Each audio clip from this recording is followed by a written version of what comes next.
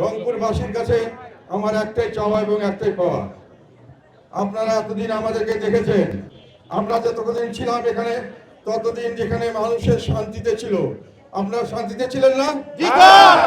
কোনখানে কি চাঁদাবাজি, টেন্ডারবাজি, দখলবাজি হয়েছে? কোন লোকের অত্যাচার হয়েছে? আমরা যতদিন ছিলাম, যতভাবে যত দলের লোক আমাদের কাছে এসছে, যত দলের লোক আমার কাছে এসছে, যে কোনো দলের লোক, সেটা বিএনপি হতে পারে, জামাত হতে পারে, আওয়ামী লীগ, যে কোনো লোক এসছে, আমার দলের লোক ছাড়াও তাদেরকে আমরা সমানভাবে সকল সুযোগ সুবিধা দেওয়ার চেষ্টা করেছি। কাজে যদি শান্তি চান, যদি স্বস্তি চান, যদি সামনের দিকে সুন্দরভাবে বাঁচতে চান, তাহলে জাতীয় পার্টিকে যে আপনারা দিন সমর্থন করছেন, ইনশাআল্লাহ আগামীতেও সমর্থন করবেন। এটাই আমার চাওয়া, এটাই আপনাদের কাছে আমি প্রাইজ পেতে চাই। এটার জন্যই আমরা পথে পথে যাব। এই যে একটা গণভোট হতে যাচ্ছে, এটার বিষয়ে অনেক সময় অনেকে অনেক কথা বলছেন।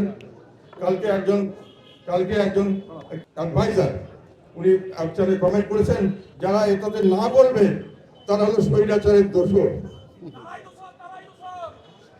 আমার কথা হলো, আপনি একটা ভোট করতে দিয়েছেন, বলবে এখানে ভোট দিতে পারেন, ওখানে ভোট দিতে পারেন, আর আপনি বলবেন যে যদি আমার কথা মতো ভোট না দেন তাহলে আমি কিন্তু আপনার লাথি মারবো, আপনি কিন্তু বাঁচতে পারবেন না।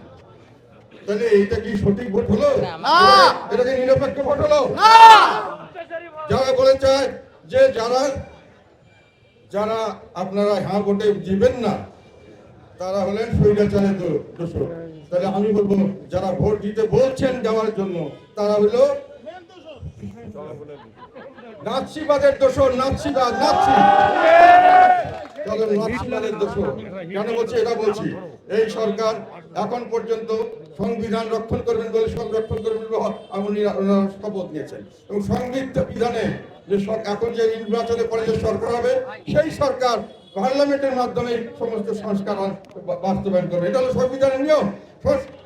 নির্বাচন হচ্ছে 20 দিন পরে, আপনি বলে দেন এইসব আমরা সবাই মিলে এক করেছি, আপনারা সবাই, আমরা তো ছিলাম না, 50-60 ছিল না, ঠিক আছে, এটা সংসদে দেন, সংসদে পাশ হওয়ার পরে তখন যাবে জনগণের কাছে, জনগণের একটা করে যখন যাবে, এটা নিয়ে আলাপ আলোচনা হবে, পার্লামেন্টে কথা হবে, পার্লামেন্টের বাইরে কথা হবে, জায়ের দোকানে কথা হবে, ইউটিউবে কথা হবে, মানুষই বুঝবে এটার এই জিনিসটা ভালো, এটার এই জিনিসটা খারাপ, আমি হ্যাঁ দিব বা আমি না দিব।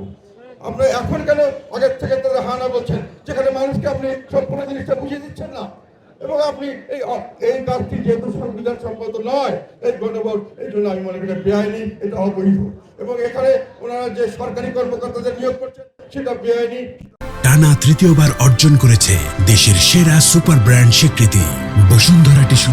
প্রক্রিয়ায় ওনারা মানুষকে ভুল বুঝাচ্ছেন, 100টা জিনিসকে ঢুকিয়ে দিয়ে 4টা জিনিসের মধ্যে একটা মানলে সবাই মানলেন, এবং মানতে হবে, না মানলে আপনি শরীরের দোষর, আপনি খারাপ মানুষ, আর একটা মানলে বাংলাদেশ ব্যস্ত হয়ে যাবে।